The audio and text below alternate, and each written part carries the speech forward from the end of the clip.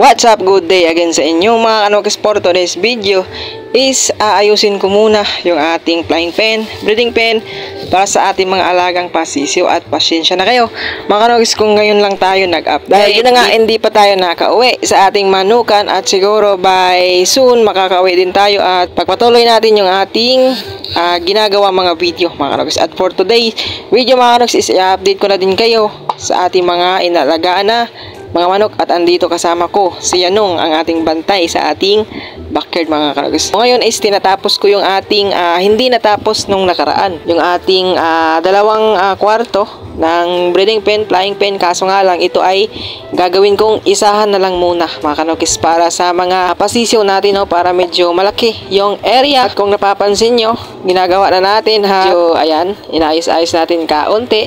So wala tayong pangsukat mga kanokis. At andito na nga pala yung update sa ating mga ayan, mga puti na mga 3 months old. Ayan na sila, oh. At pasensya na kayo mga kanokis kasi nga yung kumukuha ng video na yan is yung kapatid namin na bunso, medyo hindi marunong kumuha ng video. Ayan, so 5 piraso mga kanokis, healthy pa rin kahit hindi na natin naalagaan kasi nga andito tayo sa Luzon, hindi pa tayo nakaka-uwi mga kanokis, no?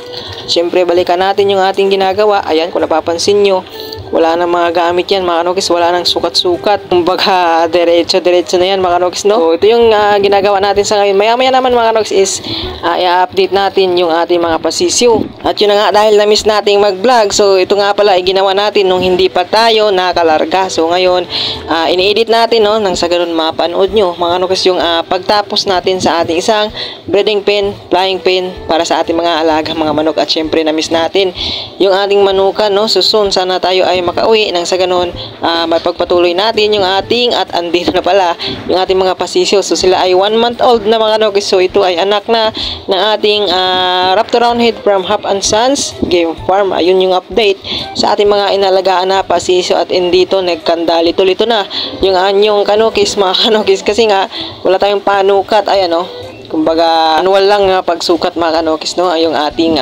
ginagawa. Ayan, kung napapansin nyo, yung ating paggawa mga kanokis is madali lang to mga kanokis, no, para sa atin kasi nga medyo nasanay na tayo mga kanokis, no, sa ating ginagawa na mga kulungan, breeding pen. So ayan yung ating area sa ngayon is medyo maayos na, at soon yung ating aayusin naman is yung ating materialis mga kanokis, nang sa ganun meron tayong mga manok na mga quality. Nang sa ganun mga kanokis is makapag-share tayo sa ating mga tropa na mga kanokis na mga malulusog at mga pupugi na mga manok. At andito naman yung update sa ating mga stags. Ayan, andito yung ating kanaway na binunutan natin ng buntot nung nakaraan. So ito na yung itsura niya sa ngayon, pero hindi pa siya fully maganda patingnan mga kanokis, no? So by after 2 months siguro maganda na yon. At andito naman yung pumpkin natin. Ayan, yung kapatid ng ating pumpkin black. So si pumpkin black naman, kung napapansin nyo, is wala dito sa ating manukan kasi nga andun sa ating tropa nung nagkondisyon kay Buyugin. Kaso nga lang si Buyugin is hindi lumusot, at yun namang pumpkin black natin is hindi napamarisan, kaya ando na nanatili sa ating tropa. So shoutout sa iyo Uncle Aying. Ayan, so sana ay soon mapamarisan na din natin si pumpkin black, nang sa ganon medyo matesting natin mga kanokis, no? At dito na nga medyo nilagari na natin yung kahoy. Ayan, nimikos-mikos na natin mga kanokis, no? So ayan, kung napapansin nyo, medyo mabilis lang yung ating gawa. At andito naman yung update ulit sa ating pasisiw. So ito ay 1 month and 2 weeks old na yata. Malapit nang mag 2 months old. Ayan, kung napapansin nyo, may ilaw na mga kanokis kasi nga pinakuha ko sa ating tropa mga kanokis, nang sa ganun siya yung mag-aalaga kasi nga medyo matagalan pa yung pag-uwi natin dito, no, sa ating backyard. Nang sa ganun medyo maayos naman yung ating sisiw, maalagaan ng mabuti, nang sa ganun lumaking malusog mga kanokis, no, kapag mayroon tayong na-share is hindi lampahin yung ating manok na maibabahagi. Ngayon kung napapansin nyo, ginagawa na natin yung pintuan para sa ating ayan, breeding pen, flying pen. So ayan, no, walang sukat-sukat na mga kanokis, wala na tayong gamit na mga measurements. Ayan. So medyo mabilis lang yung ating paggawa kahit na wala tayong kasama Ayan o, minamani lang natin mga kanokis, no? Pokpok dito, pokpok doon. Ayan.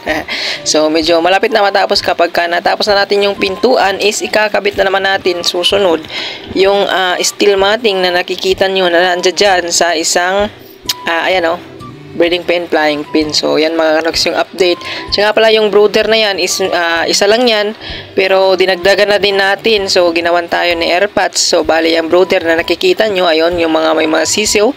Sa loob is, bali, dalawa na yan mga kanoks. Kaso nga lang, hindi natin na isama sa video. So, bago natin iwan yung ating manukan mga kanoks is, ayan, natapos ko itong flying pen, breeding pen nila at nagawan ng isang brooder yung mga sisiw. Kaya yung mga sisiw natin na 16 na piraso is malulusog pa din mga kanokis. Kaso nga lang medyo may sumakabilang bakod mga kanokis. Kaya yung sisiw natin sa ngayon is 13 na lang yata. Pero yung lalaki yata is 7.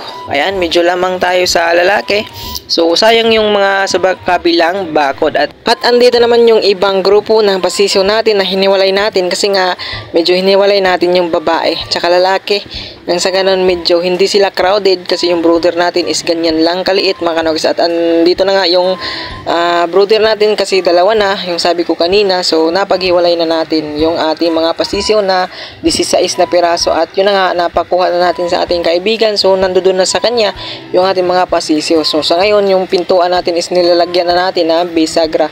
Mga kanokis. So, maya't maya, mga kanokis is tapos na to yung breeding plane, flying pen na ginagawa natin. So, mga kanokis, so, gumagawa pa din ako ng vlog dito sa Maynila. So, nagbabakyard visit tayo mga kanokis, no? So, sana ay mapanood nyo yung mga ginawa natin ng vlog, no? So, bumisita tayo kay Lodi natin na si Alakdan at syempre kay Lodi natin na si Marlon Backyard mga kanoks. No? So soon, meron pa tayong mga bibisitahin.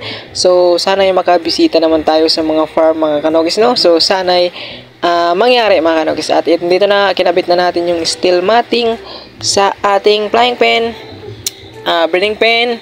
So kung ano bang tawag dyan. So multi-purpose na ginawa natin. At syempre medyo maayos na yung ating manukan. At soon pagbalik ko mga kanokis is sure ako, nalalagyan ko to ng quality na manok. So, yan ay pangarap lang natin mga kanokis. So, sana ay magkakatotoo mga kanokis lang sa ganun.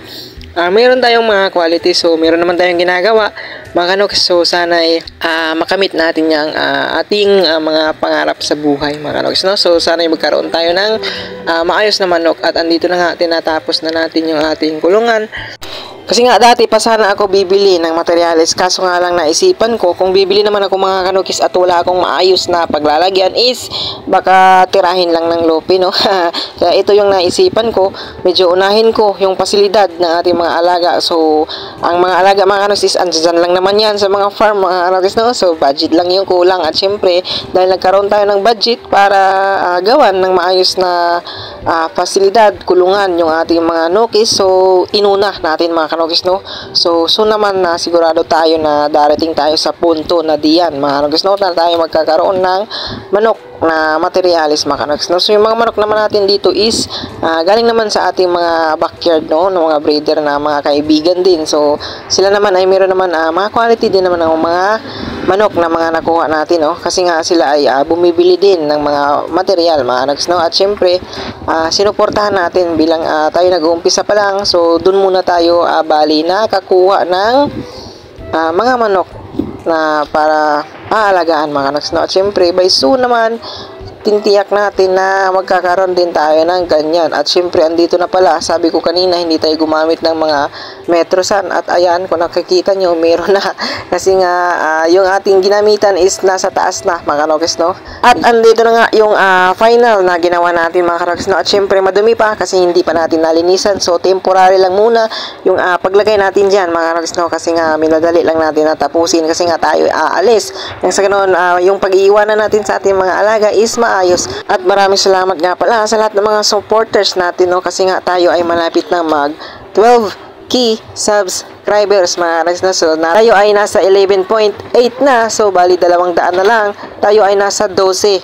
Isang dosena na ng mga supporters ng ating channel mga kanokis, no? At dahil dyan sa inyong lahat mga kanokis sa isang napakasulit na mga taga-subaybay dito sa ating YouTube channel. So sa lahat ng mga gustong magpa-shoutout, shoutout ko kayo mga sa mga susunod na gagawin kong mga vlog kapag tayo ay nakauwi na sa ating manukan. Alright? So maraming salamat talaga sa lahat ng mga sumuporta. So hanggang dito lang muna for today's video. Maraming salamat sa lahat ng mga nag-subscribe, nag-like, nag-comment, nag-share at sa lahat ng mga nanood sa ating gawang videos. So peace out!